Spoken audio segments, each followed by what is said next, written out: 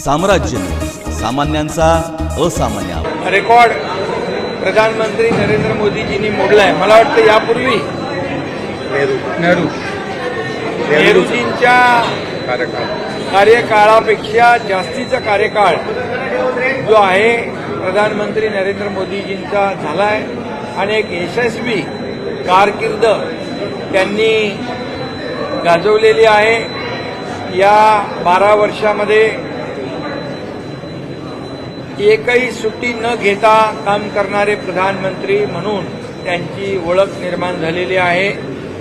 त्याचबरोबर देशात नाही तर जगामध्ये सगळ्यात नंबर 1 ची लोकप्रियता लाभलेले प्रधानमंत्री म्हणून त्यांची ओळख आहे.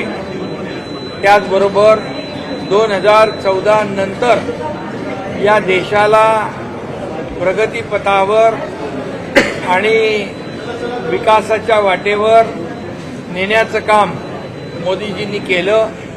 आपली अर्थव्यवस्था मजबूत केली आणि 11व्या अंकावर अर्थव्यवस्था आली. इतर देशांची अर्थव्यवस्था डबघाईला आलेली असताना आपल्या भारताची अर्थव्यवस्था जी 4थ्या क्रमांकावर आली, 3ऱ्या क्रमांकावर आणण्याचा संकल्प त्यांनी केलेला आहे. विकसित भारत 2047 चा संकल्प त्यांनी केलेला आहे आणि त्यामुळे त्यांची यशस्वी कारकीर्द आहे.